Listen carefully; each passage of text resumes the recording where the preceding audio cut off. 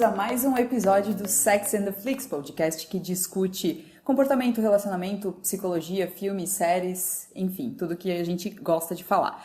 Estou aqui com a Caroline Brini. Olá! Olá, Carol. Eu sou Luciana Kiel, esqueci de me apresentar, mas ok. Luciana Kiel do Cinema, que vocês já sabem. E hoje, conforme a gente falou no último episódio, a gente vai conversar sobre geração Netflix e ansiedade. E eu já vou começar perguntando pra Carol. Carol, viu a última série da Netflix? Não sei qual. Exato, não sei, não interessa, mas tu viu? Dependendo da série que a gente tá falando, sim. Na verdade eu até joguei essa pergunta porque quem nunca aqui na última semana, mês, ano, não foi questionado por alguém, tu já viu essa série? Não, porque tu tem que ver. E assim, não sei se acontece com vocês também, mas a gente já tá numa pilha de espera, lista de espera de filmes, de séries, de tanta coisa que todo mundo diz que tu tem que ver. Carol, como que a gente lida com isso? Eu acho que a primeira coisa que causa a lista de séries é o tal do FOMO, né? Exatamente, Fear of missing out. Eu ia justamente pedir pra ti, o que é exatamente esse FOMO? É uma ansiedade antecipatória, é o medo de você não acompanhar, de perder alguma coisa, de ficar pra trás, de ficar desconectado, de não fazer parte, porque em última instância nós somos seres sociais, de alguma forma a gente tem que se sentir parte de alguma coisa. E o FOMO é tipo, eu não estou fazendo parte daquele momento, daquelas pessoas, daquele assunto, e é assustador e ao mesmo tempo sufocante porque passa muito rápido. Estourou uma série ou estourou um filme, a gente fala hoje em dia disso, o quê? No máximo, se for muito incrível, o quê? 2 semanas? Às vezes nem isso. Uma série é muito mais rápido, é praticamente, sei lá, 1, 2, 3 dias que a gente fala de uma série, a não ser aquelas calculadas friamente por algoritmos para fazer você ficar totalmente viciado nelas, mas tudo passa muito rápido. Então a sensação que você tem é que você tem que estar acompanhando tudo, junto com todo mundo, saber tanto quanto e tem que saber de tudo muito bem. E quem que faz isso? Ninguém. Exatamente, não é nem só o ver ou ter visto, mas tem que ver agora. Porque se tu não vê agora, tu não vai participar das conversas e amanhã as conversas vão ser sobre outras séries, outros filmes e tu perdeu o bonde, simplesmente. E eu quis relacionar essa ansiedade, esse FOMO com Netflix, mas claro, não é só Netflix, é serviços de streaming de forma geral, porque a nossa forma de consumir conteúdo mudou. Tava lembrando como que era na época que só tinha TV, que tu tinha que esperar uma semana inteira por um novo episódio. Tu acha que a gente era menos ansioso naquela época, em relação a isso, pelo menos? A gente era ansioso com coisas diferentes, né? Mas eu acho que sim, estamos muito mais ansiosos e imediatistas, porque eu acho que, no caso, né, os streamings, vamos focar nas plataformas de streaming, eles criaram na gente essa coisa de ativar o nosso mecanismo de recompensa e deixar um espaço aberto pra gente literalmente se empanturrar de informação e de série, de entretenimento e tirar e puxar o tapete da gente, tipo, acabou. Agora você vai esperar por tempo indeterminado pra ter esse prazer maravilhoso que foi assistir essa série. E aí você fica, tá, e agora? Então é um treino de eu te dou tudo que você quer e eu tiro quando eu quiser, e daí você tem que se virar pra encontrar uma coisa melhor. Isso gera muita ansiedade, até porque a galera mais nova, a gente é geração internet, mas a galera mais nova tem dificuldade com conexão social, tem muito mais afinidade com tecnologia e eletrônico e internet. Primeira coisa que vai fazer é querer ficar focado em série. Não vai saber se separar dessas coisas. E quando não tem o que estava te dando prazer, tu vai ficar mal. E até uma coisa que eu tava pensando, Carol, com esse negócio de FOMO, né, do Fear of Missing Out, que tu tem, parece que virou uma obrigação, eu não sei se acontece contigo, mas às vezes eu me sinto assistindo alguma série, uma coisa não é nem por prazer, é tipo, eu tenho que assistir isso. Então, não é assim, é o meu momento de lazer, eu estou aqui curtindo e tal. Assim, não, eu tenho que ver aquela série hoje. Eu uso o meu momento de lazer para cumprir mais obrigações. Não é trabalho, não é nada. Ok, por causa do cinema tem algumas coisas que eu vejo que eu encaro um pouco como trabalho, mas de forma geral eu estou encarando como obrigação. Assim, por exemplo, esses dias eu acabei Emily in Paris e ufa, uma série a menos. Então, a gente tá matando o nosso lazer, de certa forma? Eu penso assim, antes da internet, ou quando a gente tinha, TV aberta, TV a cabo e tal, a gente assistia meio que quase pra relaxar, tirando eventos específicos, a Copa, um capítulo final da novela, mas você fazia ainda isso movido por prazer, por entretenimento, por, aqui é o meu... Eu acho que agora as coisas se fundiram, existe uma obrigação, parece, de você estar antenado na plataforma. Que se alguém te fala que não tem Netflix, fica o quê? Como assim? Como é que tu vive sem Netflix? Amazon no Brasil a gente meio que aceita que a pessoa não tem. Mas Netflix... Eu não aceito porque é muito mais barato. Então também tem isso. Mas eu digo, a Netflix se tornou parte da cultura pra gente, nosso país. É uma parte lógica. Como assim você não vê, você não curte, você não paga, você, sei lá, você não faz parte disso aí? Não, e como assim você acompanha filmes e séries esperando passar na TV? Como é que tu adequa isso à tua rotina? Porque hoje em dia eu não consigo mais ter aquela disciplina de... por exemplo, uma série que... A última série que eu acho que eu acompanhei religiosamente, que saía uma vez por semana, foi Game of Thrones. Que domingo à noite, às 10 horas, parava tudo, desliga celular, sai de perto, que é o meu momento. Eu não me vejo fazendo isso pra nenhuma outra série. E não é nem só a questão do horário, é a questão da possibilidade de controle. Porque hoje, eu não sei se acontece contigo, se acontece com muita gente, tu ter a possibilidade de pausar, fazer alguma coisa e tal. Quando tinha TV não era isso, se tu levantava, preciso ir no banheiro, vou buscar meu lanchinho, tu perdia um pedaço. Ou tu aproveitava o comercial quando tinha. Mas a gente meio que controlou isso de uma certa forma, nossa relação com esse conteúdo mudou, eu acho. Eu acho que a gente começou a controlar o conteúdo quando a gente teve a possibilidade de baixar os episódios, porque vamos lembrar que lá, final dos anos 90, quando a gente tava antenadíssimo nos canais a cabo que tinham séries, eles demoravam muito pra passar aqui. Então o que a gente descobriu? Torrents, não sei o que lá, e daí a gente já começou a passar por cima da regra social de que você leva uma vez por semana pra assistir um episódio. Então, às vezes, você tinha acesso a essas coisas. Aí você criava suas autorregras para sofrer menos. Eu vou esperar a temporada acabar, daí eu vou baixar tudo. Ou eu vou esperar a nova começar, porque daí quando acabar e ficar aquele cliffhanger, eu não vou sofrer. E tudo para evitar, para ter conforto, para você ter uma certa segurança. Depois que surgiu o Netflix, ele te vende uma falsa segurança. Porque se é uma série nova que você gosta, acabou a primeira temporada, boa parte das séries da Netflix não tem previsão de quando vai sair. É verdade. Então são várias angústias, é muito legal aquelas horas que você vê tudo de uma vez, e depois é um tempo indeterminado de um buraco existencial, e eu vou preencher isso com o quê? Daí o que você faz? Fica circulando aquele catálogo eternamente, meio que não fazendo sentido, aquilo é tudo meio vazio, até que se alguém te indicou, tu pensou, vou tentar. Aí pode virar uma nova coisa. Mas a gente não pode esquecer, tudo que a gente tem acesso hoje de internet, as plataformas, tem gente sentado lá numa prancheta desenhando exatamente pra gente se sentir assim. Dilema das redes, falou de redes sociais, mas a gente tá guardando um do streaming, né? Total, exatamente. Mas, né, tudo ali, o próprio streaming, ele é desenhado Por que muita gente reclamava no começo que a Amazon, a interface da Amazon não era legal? Até isso te atraía. Até isso te atrai menos a Amazon do que a Netflix.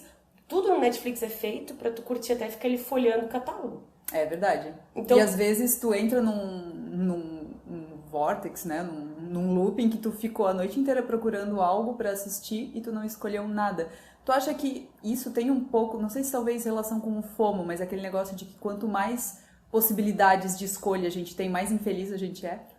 Acho que é aquela teoria da oferta e da procura, sabe? Quando você tem demais, você meio que... ok. Por isso que eu acho que as séries semanais, assim como capítulos de novela, que você era obrigado a esperar um dia inteiro, fazem um serviço muito melhor pra gente, em termos de... Faz parte da vida você aprender que as coisas levam tempo. Faz parte da vida você aprender que você não tem o que você queria. Faz parte da vida você ter que... às vezes ficar sem uma coisa que você queria naquela hora e você não vai ter. Eu acho que a gente costumava ser mais paciente por causa disso, e para as gerações futuras, eu não sei de que forma que eles vão lidar com paciência, não é bem paciência, mas enfim, mas de tu atrasar algo que tu gostaria de ter agora. E parece uma coisa boba, mas assim, pegando só o exemplo do Netflix, pensa, o Netflix te diz, pode pegar o que tu quiser, por uma mensalidade, o tempo que tu quiser, até a gente decidir, ou a licença decidir que a gente não pode mais ter. Mas enquanto isso, quanto você quiser tá lá. Aí a segunda barreira é, se você mora com outras pessoas, você tem que dividir a TV, ou tem que respeitar o mais velho que tá te dizendo que você só pode ficar tanto tempo. Às vezes, essa é a única restrição. Às vezes não tem restrição nenhuma. O que acontece? Se eu entendo que tá tudo à minha disposição o tempo inteiro, é uma coisa que vai me reforçando a achar que a vida é assim, o celular é assim. O celular, o que são os aplicativos se não atender a nossa necessidade de ser ouvido? Eu queria tanto conseguir pedir comida pela internet, surgiu um iPhone. Bem que podia ter um aplicativo que... Lembra a propaganda da Apple no começo, que era There's an app for that? Tipo, sim. É meio que isso, assim. E aí o que acontece? Tu lembra quantos telefones de cor? Tu não lembra nem o teu, às vezes? Não, o meu eu lembro, mas assim, por exemplo, do meu marido eu não sei o número. E aí o que acontece? Essa economia de energia que no começo é sensacional, porque poupa tempo, te torna mais, entre aspas, burro. entre aspas, E tanto ele é que preguiçoso. saiu recentemente, né, um estudo de que parece que essa vai ser a primeira geração que os filhos têm um QI menor do que os pais. Não era nem o nosso tema, mas já que a gente entrou nesse Mas espectro... entra na questão da ansiedade, porque se eu entendo desde muito cedo que eu não preciso esperar por nada, eu vou ser uma pessoa menos tolerante, mais imediatista, mais ansiosa, com mais dificuldade de ser persistente, de criar conexão, de entender fracasso, É até a questão da... resiliente. Exatamente, eu ia entrar na questão da resiliência. Acho que as pessoas que nascem com tudo à mão, o tempo, na hora que querem, do jeito que querem, elas vão ser menos resilientes, porque qualquer contrariedade, qualquer pedra no sapato, elas não vão saber lidar. Eu tava lembrando, enquanto eu tava lendo umas coisas que a gente tava falando pro tópico, tu lembra do Pentelho, do filme Pentelho, antiquíssimo, The Cable Guy com o Jim Carrey? Eu sei do nome, mas eu não tô conseguindo visualizar ele agora. Teve uma fase ali em 95, 94, Fargo, essa fase ali, Irmãos Coen, não sei o quê, que era aquele humor meio dark, esquisito, que tu queria rir, mas só ficava constrangido. O Cable Guy, ele é tipo assim, um cara obcecado por TV a cabo, que é um instalador de TV a cabo, e o Matthew Broderick acaba sendo uma vítima / cliente. Só que uma coisa que chama atenção no começo, que é meio deprê, é o Jim Carrey, o personagem dele, é criado com a televisão. Naquela época, nos 90, a gente precisa lembrar que talvez eles tivessem TV a cabo nos Estados Unidos, provavelmente tinham, né, por causa do filme, mas tu não tinha acesso a tudo que tu queria ver. E ainda assim, muita gente foi criada pela televisão. Só que aí, o que acontecia? Nem tudo na TV era agradável. O que eu fazia? Eu levantava e ia brincar, porque eu não tinha uma outra alternativa. Agora, o que eu faço? Eu tenho um monte de coisa que eu não quero ver, eu fico entediado, aí eu procuro uma outra coisa dentro do celular. Ou uma outra coisa dentro do computador. Eu vou ficando só aqui. A minha conexão com o mundo vai ficando só aqui. Só no computador, verdade. Só na TV, só na tela de alguma coisa. Então, e isso até para as relações humanas, né? Se a gente pensar nas crianças hoje em dia, que estão cada vez mais na sua telinha, eu vejo hoje em dia muitos pais tratarem tela de celular como se fosse uma chupeta. Que a criança tá chata, tá chorando, tá incomodada, dá o celular que ela fica quietinha. O quão nocivo é isso? Então, não sabemos, né? Vamos saber quando essas crianças crescerem. Mas, ao mesmo tempo, eu tenho dificuldade de dizer isso é um absurdo. Eu, em partes, mas é meio que um dilema social. Tipo, o pai pode nunca te dar o celular. Mas alguém vai dar um dia um celular pra essa criança e ela... É que nem doce, coisa assim, quando tu experimenta a primeira vez, tu quer aquilo ali. Segunda coisa, o ritmo das coisas é muito diferente. Infelizmente, é uma ferramenta útil para muitas coisas. Sim. Os pais dessas crianças são mais ou menos da nossa geração. A gente também já é mais intolerante, envolvido com tecnologia. Então, as chances da gente... então, olha aqui, ó. Pega. A gente não tem muitas coisas, talvez os pais lá de trás ainda tinham mais... Jogo de cintura? Não sei nem jogo de cintura, porque a pedagogia é diferente também. Não, senta aqui e deu. Eu acho que... Não vou dizer que as crianças respeitavam mais os pais, mas eu acho que os pais não tinham tanto medo ou cuidado de se impor. Hoje em dia, eu vejo mais os pais da nossa geração, né, as pessoas que têm a nossa idade que estão tendo filhos, elas são mais preocupadas com educação no sentido de, eu não vou ser grosso com meu filho, eu não quero que meu filho tenha ressentimentos comigo e tal. Então, eles têm uma tendência maior a agradar o filho, não estou falando mimar necessariamente, mas de não contrariar, talvez. Sim. E acho que vai nisso. Então, eu acho que os pais do passado não é que eles tinham mais jogo de cintura, eles só tinham menos medo de dizer não, talvez. É que eu acho que, assim, os nossos pais são produtos de pais pós-guerra, né? Então, muito restrito, boomers. Não é não, exato, boomers...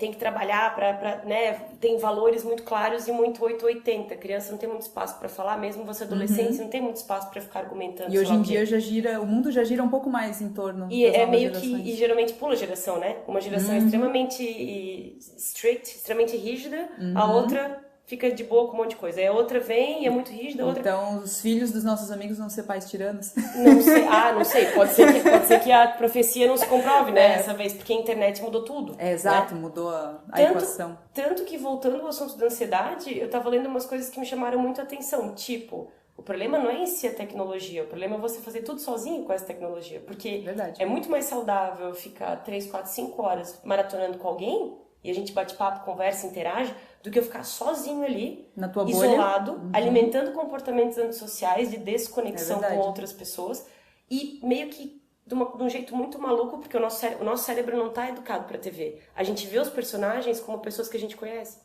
É uma interação sim. parasocial. Pra mim, aquelas pessoas e nós temos uma espécie de relacionamento. A gente quer saber o que acontece com elas no final. A gente se sente amigo, de certa forma, de tais personagens. A gente se decepciona com eles. Por exemplo, tava vendo This Is Us, a nova temporada e tal, e um dos meus personagens preferidos é o Randall.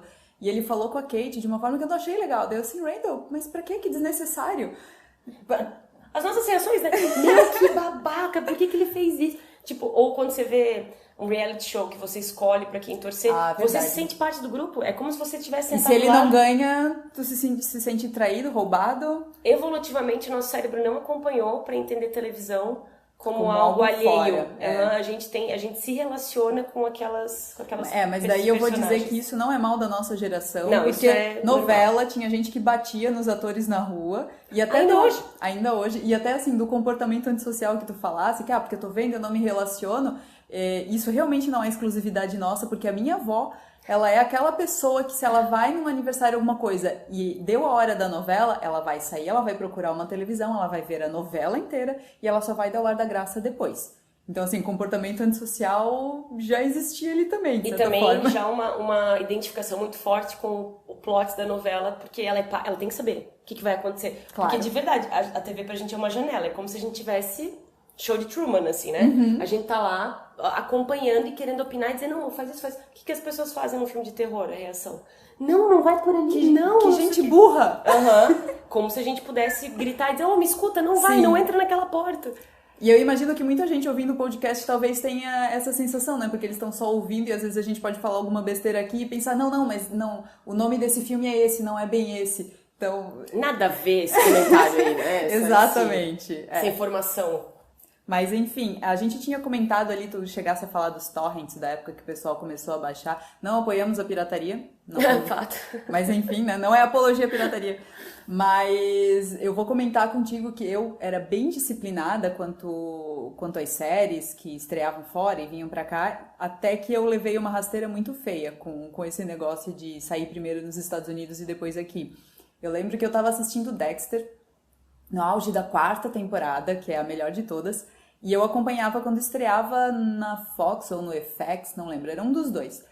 E eu assistia religiosamente toda semana o episódio, como estreava na TV, bonitinho e tal. E eu sabia que muitos amigos meus não faziam isso, eles já tinham visto a temporada inteira e tal, beleza. E daí todo mundo tava falando que, porque o último episódio é muito foda, porque morre alguém e tal. E eu não sabia quem era, eu sabia que era muito foda o último episódio, mas eu pensei, calma, faltam 3 episódios até eu chegar lá. Então, né, eu conseguia me manter plena. Até que determinada atriz que fazia Dexter apareceu nos comerciais de uma outra série do mesmo canal e é essa personagem que morre, então, porque se ela tá fazendo outra série é porque ela saiu de Dexter, e se é uma morte chocante, faz todo o sentido do mundo.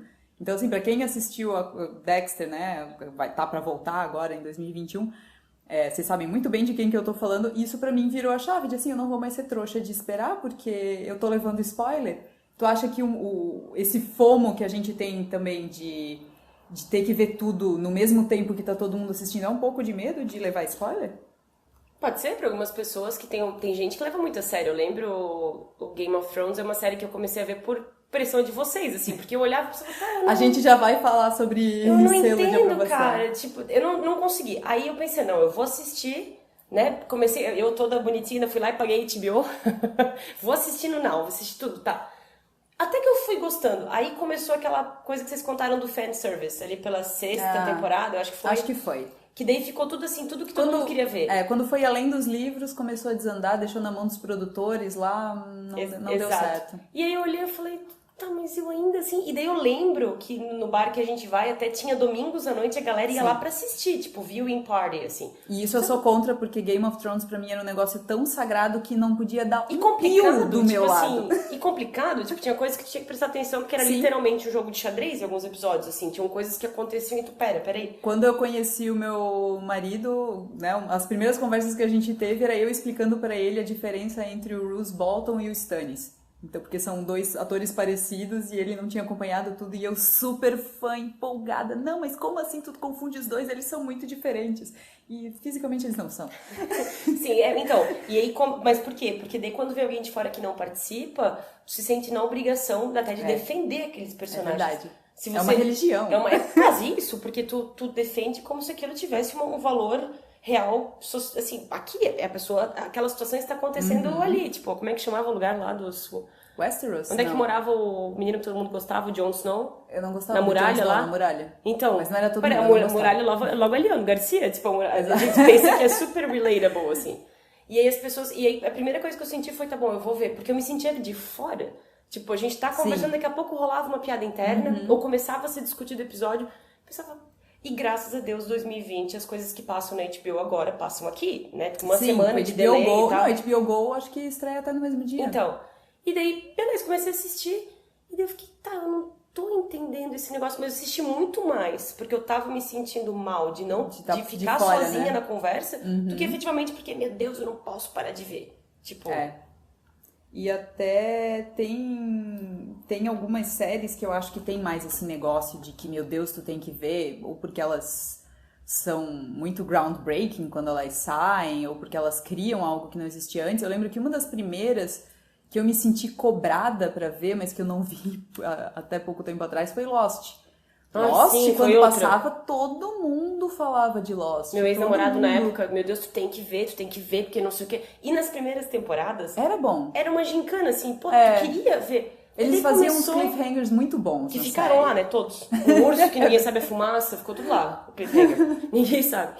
Mas, tipo, mas também eu acho que é uma coisa muito dos nossos grupos. Tipo assim, a gente sempre anda no mesmo grupo. Nerd, né? Nerd é uma desgraça. Mas eu digo, por exemplo, eu, tu e mais algumas pessoas somos parte de um grupo e eu sou a única que não tá vendo Game of Thrones. Será que eu ainda faço parte do grupo? Se eu sou uma pessoa mais ansiosa, mais tensa, isso não vai gerar de verdade um dilema pra mim e eu vou assistir por pressão social do que efetivamente porque eu quero assistir? E até outra série que eu tava lembrando, que também foi esse negócio de que, meu Deus, você tem que ver. Eu lembro que quando a série surgiu, ninguém falava muito dela. Eu tinha até visto os trailers e tal. Eu falei, é uma premissa interessante e tal. Mas quando chegou na última temporada, tava insuportável, que todo mundo falava que era Breaking Bad. Não vi ainda. Breaking Bad. Eu venci. Tu tem que ver Breaking Bad. Todo mundo me fala, eu sou uma convertida. A minha mãe viu e disse, meu Deus, tem que assistir. Eu falei, ok. Tua mãe é professora de química, né? Então, olha só. Achei que ela pode pensar numa renda extra depois ela não comprou nenhum trailer, nada, ultimamente, né? Não, mas Breaking Bad, eu lembro que eu vi depois que acabou a série, que eu lembro que todo mundo tava falando e tal, e teve um jornal que noticiou o negócio do último episódio, né, noticiou o obituário do personagem que morreu e tal, e daí eu tive a sorte de ver quando já tinha acabado, então pra mim ela foi consistente do início ao fim, até porque é uma série de acho que 5 temporadas, então ela se manteve bem, assim, mas eu lembro que era uma cobrança tão absurda de gente, de tudo que é lugar, falando você tem que ver Breaking Bad, que até tem um episódio de Uma Família da Pesada, que eu não lembro se o Peter ele tava ouvindo aquelas fitas de autoafirmação, aqueles áudios de autoafirmação, alguma coisa, e daí quando ele tava já dormindo, falava, você vai recomendar Breaking Bad pra todos os seus amigos, e era mais ou menos isso, era quase um culto, assim, e daí nessa de ir na indicação, a gente quebra muito a cara, porque o gosto dos nossos amigos não necessariamente é o nosso, e eu tu assistiu Game of Thrones de tanto que eu falei, mas uma série que eu assisti de tanto que tu falou foi Sons of Anarchy. Eu ia dizer isso agora. Melhor indicação até hoje que me deram de uma série que eu fiquei completamente alucinado e que eu não tinha facts, eu não tinha... Eu nunca tinha ouvido falar de Sons of Anarchy, até que tu e o Rick, que é um amigo nosso, comentaram tanto. E, pô, são duas pessoas que eu sei que têm gostos parecidos comigo e eu pensei, ok, talvez seja interessante. Não tinha ouvido falar nada. A única coisa que eu sabia é que o ator estava sendo cogitado para fazer 50 tons. Era a única referência que eu tinha de Sons of Anarchy. E o Ron Perlman era o Hellboy. O primeiro Hellboy, exato. O primeiro Hellboy. Eu lembro que o Sons of Anarchy pra mim foi engraçado porque foi uma série que eu literalmente baixei ela toda, né? Sorry, pirataria. De novo, não apoiamos a pirataria. Exato. Eu era adolescente, eu não sabia o que eu tava fazendo. Na verdade, foi meu ex-namorado que baixou quase tudo, não fui eu. Ah, ok. Enfim, né? Não parei de me justificar. Mas eu lembro, primeira chance da gente não gostar. O tanto de violência, era uma série extremamente machista. É verdade. Em vários aspectos misógina. Tinha um monte de coisa assim que... Só que eu achei que o Kurt Sutter soube fazer de um jeito que era como se estivesse vendo de uma bolha, uma realidade de um lugar... Tu ficava mal, mas pelo menos pra mim não me afetava diretamente. Eu, como mulher, não ficava... Tem uma cena só que a gente já comentou, Sim. que eu acho tenebrosa, Mas de modo geral, eu conseguia ver aquilo como uma novela. Eu não sei, eu me sentia como se eu tivesse... Alguém tava me contando que tem uma cidade chamada Charming, que rola umas coisas, e alguém que tá lá dentro tá me contando a história. É uma coisa assim. E até aquele negócio de se sentir amigo dos personagens, porque todo mundo adora o Bob, por exemplo. Exato. O Tibbs. Todo mundo adora esses personagens. E foi uma série que pra mim, eu não tinha problema de esperar uma semana. E eu ficava triste no verdade. hiato. Eu literalmente pensava, como eu queria ter Santos pra assistir. Eu tava lembro condicionada. que Santos teve 6 temporadas, né? Eu acho. 6 ou 7 temporadas. Por aí. E eu lembro que eu assisti até a penúltima numa tacada só, porque era o que tinha saído até então. E daí faltava acho que uns 4 meses pra estrear a última temporada. Eu lembro que quando terminou, até porque terminou de um jeito bem tenebroso, né? A penúltima temporada. Eu saí totalmente desorientada do meu quarto, assim, como é que eu vou esperar 4 meses pra ver o que acontece? Foi um desespero. E olha que eu nem tinha Netflix na época, então eu nem não tinha Netflix ainda. Talvez, pra gente. Eu acho que tinha, mas ainda era pouca gente que usava. Acho que no Brasil, talvez, o serviço ainda não era muito popular. Eu nem me ocorria o serviço na época, assim. E eu lembro, e é engraçado agora que tu falou, né? Tem algumas séries, eu acho, que te cativam num grau, por alguma razão específica, desde um gatilho emocional, uma história, ou sei lá, tu se sensibiliza com... que tu realmente fica esperando os meses. Sim. Tu fica contando os meses pra poder fazer parte daquilo de novo. Pra mim, uma coisa boba é o RuPaul's Drag Race. Que nesses tempos de ato, eu queria saber. E pra mim, eu acho legal as roupas e tudo mais, Sim. mas eu adorava aqueles momentos backstage, que as drags conversam entre elas e contam suas histórias. Eu gosto do fato que ela é meio... Sabe, uplifting, assim, ela é, sei lá, ela é fofa em algum grau. E eu ficava tipo, quando é que você vai voltar? E eu acho que era por isso, porque me fazia sentir tão tipo, que gostoso, né? Uma coisa pra frente, bonitinha, que a gente fica animada. E eu adorava, e eu sentia falta. Eu tenho isso um pouquinho com Queer Eye, que também tem essa proposta de ser mais feel good, né? Mas assim, uma série... Eu não sei como é que elas sobrevivem, porque hoje em dia ainda existe bastante série que é liberada um episódio por semana. Sim, inclusive nos streamings. Dynasty tava no Netflix toda semana. The Boys, eu acho que tá saindo só toda semana. O próprio Drag Race, a Netflix estava soltando... quando eles fizeram a parceria com a VH1, né? A décima foi feita com a... décima veio... Que tinha Silky. Era a décima primeira. A décima da Gaga, é da Aquária. A décima parece a Gaga. Eu não lembro se é na décima ou na décima... Eu acho que na nona. Tem a Eureka. Bom, enfim. Enfim, exato. Outro dia a gente fala de Drag Race. Mas assim, eu tenho uma série, até eu acabei de comentar dela, que eles soltam um episódio por semana, que é This Is Us. E é uma série da Fox, e é bem um formato mais antigo, assim, de uma década atrás de série, porque são episódios de 1 hora, são temporadas de 20 e poucos episódios, sai um por semana, e ainda tem aquela meia temporada que tu fica um mês sem saber o que aconteceu, só que o roteiro, ele é tão bem amarradinho que tu não... Ok, eu sinto ansiedade de... Ok, eu preciso ver mais, mas eu não me importo de esperar. Então, pra ver mais. This Is Us é uma série que também me enche um saco pra assistir, assim, tu já falou, teve alguns pacientes que me falaram, tipo, tu tem que assistir, tu vai amar, eu acho que pra mim, eu sou muito sensível com algumas coisas, então o gatilho emocional eu evito, assim. Tu ainda não tá eu já pronta. tive coragem, eu já tive vontade de ver, mas eu não tive coragem de começar, assim. Que nem Fleabag, depois eu parei pra pensar por que eu não gostei. Eu acho que teve uns gatilhos, assim, sabe, relação de irmã, umas coisas que eu olhei e falei, é verdade. Não sei se eu quero. Ainda, mas normalmente eu volto. E uma série que eu comecei a assistir nesse esquema de um episódio por semana e que eu tava gostando muito, eu tava achando muito interessante, mas que eu parei no meio, porque daí eu fui viajar e daí pra voltar e tal, foi o Watchmen. Não vi ainda, é bom. O Watchmen é muito boa, só que eu não terminei. Tá. Ela é muito boa, só que assim, era um episódio por semana tal, e daí foi ali pra dezembro, eu fui viajar, pensei, quando eu voltar eu termino. Só que daí parece que tu perde o fio da meada, daí se eu for rever agora eu quero rever desde o começo, só que daí eu já tenho mais 1 milhão de outras séries que todo mundo falou que eu tenho que ver.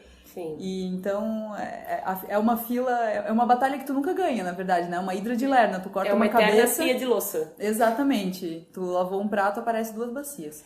Eu tava pensando, né, esse negócio que tu falou, esse negócio de esperar. Eu acho que a geração de hoje deve ter tanta dificuldade de esperar, mas eu lembro quando eu tava no colégio que a Sony tinha a terça dos livres e desencanados. Sim. Que é onde passava Popular, passava Friends, passava Seinfeld, que eram as séries que eu assistia. E eu não tinha problema nenhum. Terça-feira mesmo eu contava. Chegava segunda-feira, o meu ânimo da segunda era a terça. e pra ver 20 minutos de cada episódio, porque era isso, era 20 minutos de Friends, 20 minutos de Seinfeld, 20 minutos de Popular, acho que Popular passava sábado, mas eram 3 séries, era a mesma organização das novelas. Sim. Né? E eu lembro que eu amava esperar, e eu até gostava dos reruns, tipo, acabava a temporada e eles começavam de novo aquele buraco pra chegar a outra, né? Até isso eu gostava. Tipo, eu gostava da coisinha do ter que esperar. Na hora que acabava eu pensava, não, mas o que será que vai acontecer semana que vem? Eu acho que a nossa geração talvez ainda estivesse mais preparada pra lidar com o que vai acontecer daqui uma semana. Verdade. Né? Ou, que nem a novela, tipo, acabou no sábado, tu vai poder ver só na segunda. E geralmente no sábado à noite é que eram os grandes impactos da novela. É verdade. E tu ficava ok, tipo, seguia a vida no outro dia. Agora não, eu acho que às vezes a internet virou essa coisa meio simbiótica, assim, ela não tem demarcado bem exatamente onde ela para e a gente começa. Parece que tá tudo meio... Tu precisa da internet pra várias coisas, inclusive pra, sei lá... E até uma coisa que não me entra na cabeça, e realmente eu não entendo. Às vezes saiu uma série na Netflix, sei lá, quinta ou sexta-feira, no mesmo dia já tem gente que viu tudo e que tá fazendo vídeo e que tá fazendo análise, e eu fico, essas pessoas não trabalham, elas dizem que estão doentes, não vão no trabalho. Da onde que elas tiram tempo? Elas não dormem pra ver série? Provável, mas aí entra um outro negócio, né? Porque a internet, vários aplicativos deixam isso bem claro, mas o streaming, o binge também deixa isso. Mexe com o teu mecanismo de recompensa. O que é isso? Tu começa a ver uma coisa, vem uma mensagem pro teu cérebro. Meu, isso aqui é legal, vamos continuar fazendo isso, tá me gerando prazer. Tu começa a produzir dopamina e tal, tu começa a ficar curtindo aquilo. E tu vai ficando. E aí tu pensa, o que custa só mais um? Isso a gente faz com o quê? Comida, álcool, tudo que você gosta, que tá te dando prazer imediato, tu quer continuar porque é gostoso? Como a gente falou do smartphone, né? O próprio celular, só vou dar uma olhadinha no Instagram, daqui a pouco tu tá vendo como é que se... Isso, sei lá, e tu não sabe por quê. Por que tu fica tanto tempo procurando o que ele? Ah, não, isso é legal. E tu vai fazendo, porque aquilo tá tirando endorfina, porque sempre tem alguma coisa... Opa, é que nem quem joga no cassino, aquela... Ah, o caça-níquel. O caça-níquel, o que tu faz com o caça-níquel? Ah, daqui a pouco vem um, daqui a pouco vem, daqui a pouco fecha 3, daqui a pouco não sei o quê. E nesse daqui a pouco é a mesma história do Instagram. Ah, daqui a pouco vai aparecer uma foto legal, daqui a pouco vem uma... Aí o que eu faço? Literalmente, aperto no coração, sigo em diante. Não é uma coisa que mexeu comigo, só que eu não consigo parar. E quando você vê, já ficou 1 hora ali, mas você não sabe por quê.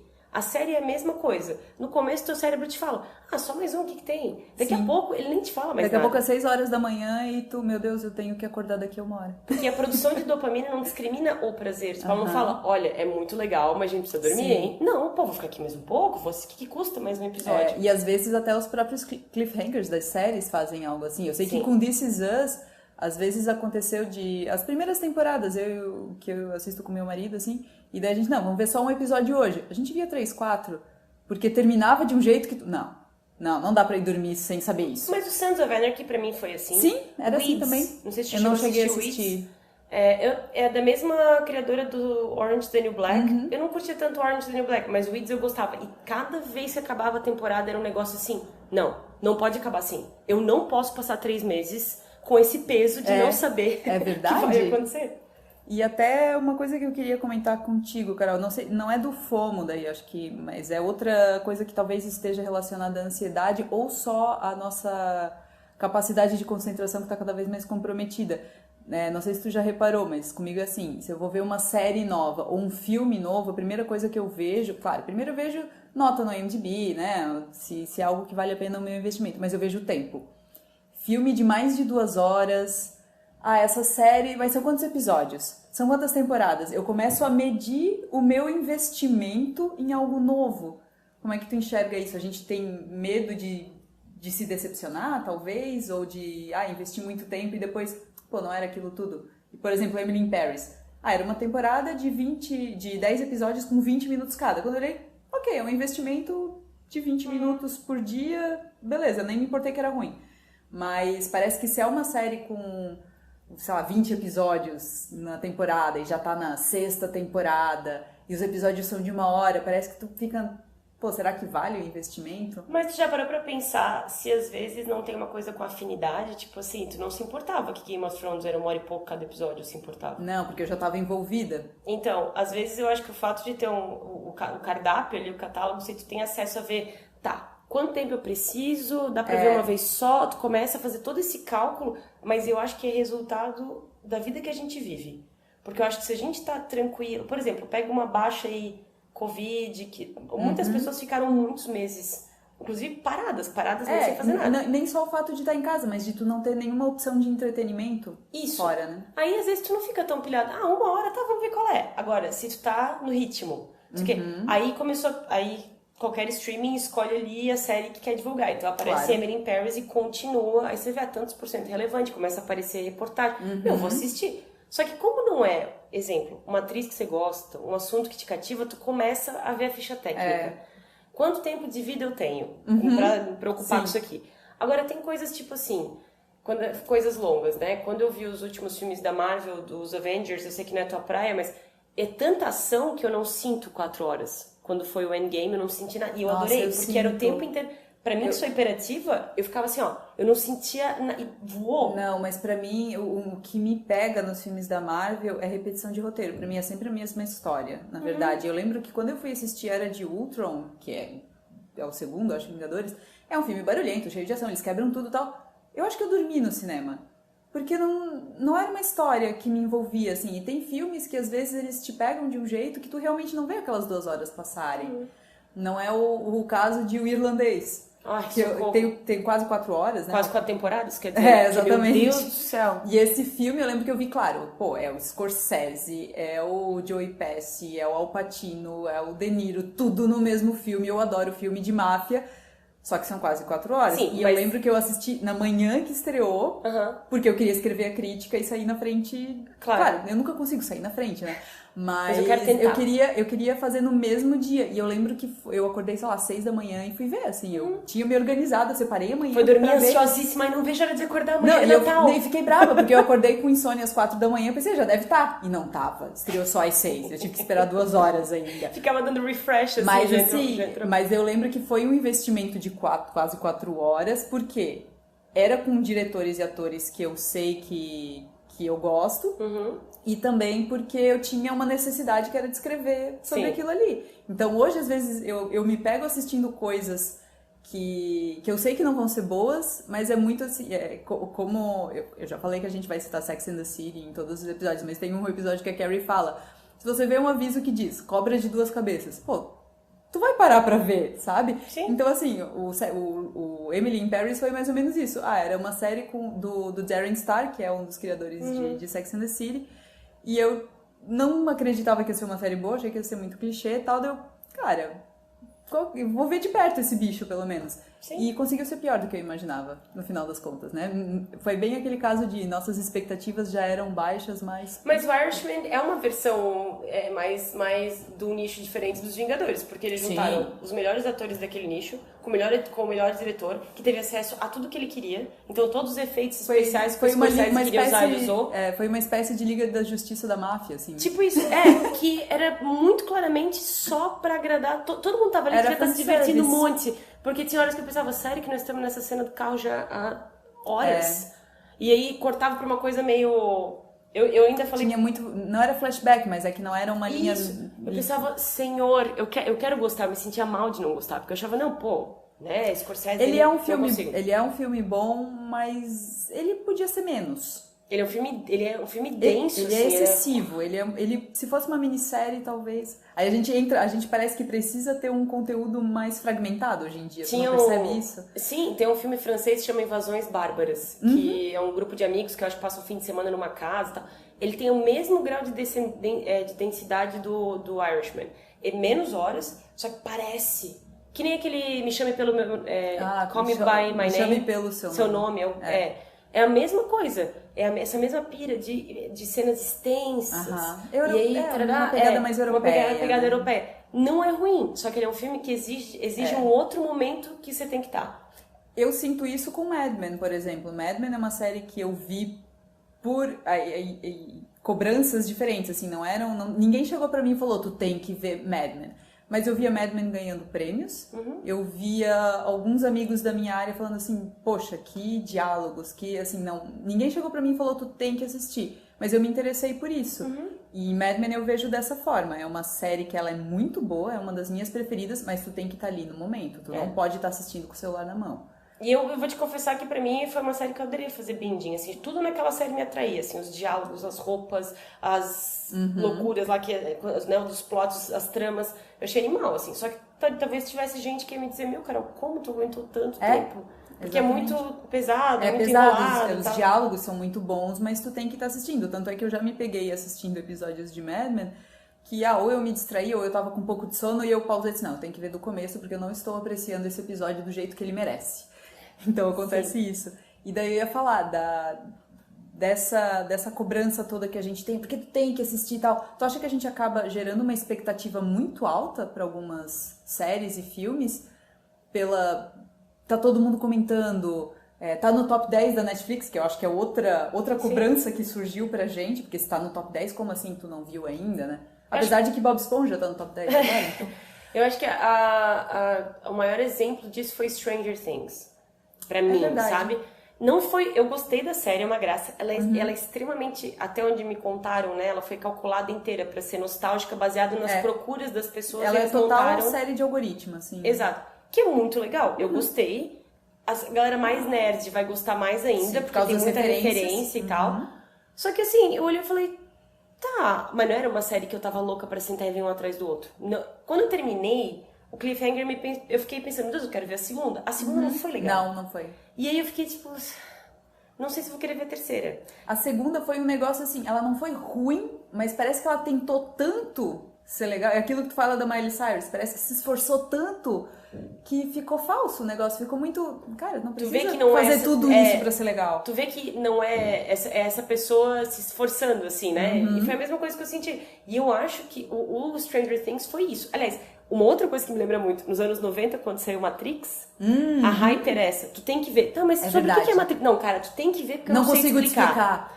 Tu tem que assistir. Eu lembro da gente chegar no shopping. Blumenau tinha só um shopping nessa época, tá, gente? Que a gente ia lá se encontrar. Só uma empresa de cinema. Só uma empresa de cinema. E a gente ia no boliche domingo. Era uma coisa super de cidade pequena. E eu lembro que a gente, quando saiu Matrix, foi em 98. 99. Por aí, essa época. E o computador que a gente era um 486, a gente usava Mirk, né? Tava numa outra vibe. E quando a gente perguntava o que é Matrix, eu era, cara, tem que ver, assim, ó, basicamente é que a gente mora num programa de computador e tu ficava, meu, o quê? Como? E aí tu, vamos ver. Aí tu via e tu ficava assim, e aí tu propagava a mesma informação. Cara, eu não sei te explicar, tu tem que ver. Hoje, sim, normal. Mas naquela época era... do Lost. Se tu perguntava do Lost, tá, mas é uma galera que tá numa ilha. Não, mas não é só uma galera que tá numa ilha. Tu fica até ofendida quando alguém fala assim, não é só uma gente numa ilha. E como tu comentasse do Matrix, e eu lembrei um pouco do meu FOMO quando veio o Revolutions, que foi o último. Sim. Que eu fui ver no segundo horário do dia da estreia, que era 2 da tarde, porque o primeiro era meio-dia era impossível pra mim, eu estudava de manhã. E eu adorava que a gente de cosplay, assim, eu adorava. Ai, melhor época. Eu não posso falar muito porque eu fui de cachecol da Grifinória no último do Harry Potter. Não, então, tá, né? Mas foi só o cachecol também. Mas eu lembro que eu fui no segundo horário e pensei, meu, ninguém vai me contar o final desse filme, porque naquela época, né, a internet ainda era bem precária, não tinha gente que assistia antes, não vazava filme. Tal, e daí eu lembro que eu fui na segunda sessão e pensei, não tem como ninguém me dar spoiler, né? Mas não teve um desgraçado de um cidadão que me foi na sessão do meio-dia e foi na sessão das 2? Eu não sei nem como, porque eu acho que o filme nem tinha acabado ainda. Mas enfim, ele foi lá e ele começou a dar spoiler do final do filme. Aí eu fiquei nem um pouco feliz. Desgraçado, então... não seja essa pessoa, não é legal, as pessoas não vão te achar mais querido por isso, muito pelo contrário. Eu acho que muito do que tu vai determinar se vale a pena ou não vale, se tá se perdendo ou não tá, o quão propenso você é a ser ansioso, porque você vai escolher categorias da sua vida que a ansiedade vai te cobrar, tipo participar de um grupo ou saber o que todo mundo tá falando. Às vezes a mesma pessoa ansiosa dá bola pra algumas coisas e não dá pra outras. E o nosso cotidiano. Parece que a vida é invisível, tem alguma coisa te cobrando. Eu ia falar, a vida é uma gincana que tu tem que só cumprir provas, às vezes. Exato, parece, né? Que tu tem que bater meta do telemarketing. E toda vez verdade. Que tu bate, alguém te fala, então vamos dobrar essa meta. Exatamente. E tu nunca ganha. Já acabou essa série? Olha só que legal, tem outra agora. E aí depende de você entender que você não precisa ser essa pessoa. E aí é uma coisa tua contigo mesmo. Porque sim, o mundo tá te dando muita informação. Sim. O nosso cérebro... Não tem aquele documentário sensacional do Alan Moore? The Mindscape of Esse Alan eu não Moore. cheguei a ver. É um documentário que um estudante de cinema fez, é o TCC dele. E ele fala que a informação é a nossa mágica, né? É o nosso feitiço. Só que vai chegar um ponto que é tanta informação que a gente vai entrar uma tela azul, um Sim. bug, porque a gente não sabe mais o que é certo e o que não é, se vale a pena, se não vale, se eu devia ou se eu não devia. Eu só preciso, e eu nem sei por quê. E isso, até um pouco fora, talvez, do tema, mas hoje em dia todo mundo parece que tem que ter resposta pra tudo. Se alguém te pergunta alguma coisa, sei lá, eleições dos Estados Unidos, enfim, alguma coisa, parece que tu tem que saber dar uma explicação, tu não pode assumir e chegar, não sei, não vi. Tu Tu é claramente, diretamente, rapidamente colocado no teu lugar, né? Meu, como assim? exatamente. Tu não tá vendo? Porque as pessoas estão imediatistas, né? Se eu quero saber já. E nessa de todo mundo cobrar e tal, até eu queria falar do negócio que é o tal do selo de aprovação, que eu acho que é um dos critérios que a gente pode utilizar pra peneirar o que tu vai ver e o que tu não vai ver. Às vezes, né, um amigo teu que gosta de coisas parecidas contigo vai te indicar algo que muito provavelmente tu vai gostar. E às vezes, mesmo sendo uma referência muito próxima, ok. Né? Assim como eu já te indiquei coisas que tu não achou aquilo tudo, já aconteceu ao contrário. Ok, paciência, mas assim, o que eu queria falar aqui é de estabelecer critérios. Na verdade, saber quais batalhas que tu vai escolher. A tua série que todo mundo recomendou e que tu se decepcionou foi Stranger Things, tem mais alguma outra? Stranger Things eu não necessariamente me decepcionei, assim, eu achei bacana, assim, sabe? Não, eu achei, assim, deve ter alguém que vai dizer, meu Deus, como tu não amou? Não, eu achei bem legal. Tu teve Fleabag, né? Fleabag eu não consegui engatar. Eu queria ter gostado mais de Atlanta, talvez eu não vi direito, que eu queria, né, ter gostado mais. Cara, recentemente a única coisa que me decepcionou mesmo foi o remake de Jovens Bruxas. Que eu achei muito mal feito e eu tava assim com uma hype, eu particularmente. Eu não consigo ter hype pra remake, na verdade. É que a ideia era pra ser meio uma... Não era bem um remake, era meio que uma continuação, uma ligação. Meu, eu fiquei muito triste, cara, porque eu tinha altas expectativas. A minha série de decepção que todo mundo falava foi La Casa de Papel. Eu não consegui passar do terceiro episódio. La Casa de Papel pra mim é a mesma coisa do Stranger Things. Muito bem feita, Começou tem dinheiro, promissor. mas ela é costuradinha, assim, ó. Tu não precisa ficar com medo de nada, e daí, se eles tivessem parado na segunda temporada, tipo, todo mundo roubou, todo mundo tá feliz, não, o que eles fizeram? Bateu o algoritmo, isso aqui tá muito legal, a gente tem que continuar. Pra que fazer um dinheiro se eu posso fazer 2 dinheiros? Aí, claramente, eu acho que o próprio criador da série se perdeu, porque daí eles tinham que criar uma razão pra todo mundo voltar a fazer alguma coisa. O que não faz nenhum sentido, porque eles são procurados pela Interpol, Europol, tu não tem que sair da tua ilha, fica na tua ilha. Aí eles pegaram uma característica da Tóquio, que já era impulsividade, e através dela a coisa desandou, dessa última parte. Só que aí, misturou os negócios, e daí eles trouxeram uma outra inspetora. Meu, assim, ficou um negócio... Eles queriam fazer... Sabe aquelas séries que tem um monte de plot twist que tu fica... Como assim? Como assim? Eles queriam fazer isso. Mas, pra mim, eles não são bons o suficiente. Tem momentos, assim... Mas tu olha... Claramente, a última temporada é fanservice. Assim, vocês não queriam a gente de volta, então aqui Game estamos. of Thrones, se bem que o Game of Thrones ele tinha um arco pra fechar e só, enfim... Mas então, acho que o conselho que fica de toda essa nossa conversa, de ansiedade, cobrança e cumprir metas, é estabelecer critérios, né? Estabelecer critérios, e se pra você é difícil fazer sozinho, altamente recomendo, né, terapia. Por favor, procure, porque a ansiedade é uma coisa que, se tu entra na tua cabeça e tu não consegue sair sozinho, é muito difícil. Existem grupos de apoio, gente, existem neuróticos anônimos, tem vários grupos de 12 passos que a gente pode... Agora com a Covid, uma coisa bacana que aconteceu foi você ter acesso a 1000 coisas que em várias cidades não tem, através do Skype e outras plataformas. Então, procurar grupo de apoio de gente que tem as dificuldades que você tem, não aqueles grupos de Facebook, mas grupos assim que são voltados pra melhorar, que tem uma organização e tal. Mas, se não, se tu consegue perceber que tem uma coisa fora... Tá tudo bem dizer não. Inclusive, se você dizer não, as coisas estão lá.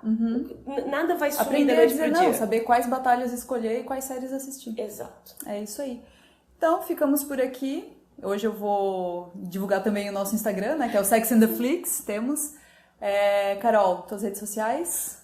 @Caroline Bruning. E lá você vai encontrar também um link pro Sex and the Flix e um link pro meu canal no YouTube. E eu sou a Luciana aqui do Zinema, zinema.blog, o site zinema.com.br, ou seguir a gente no Instagram, no Sex and the Flix.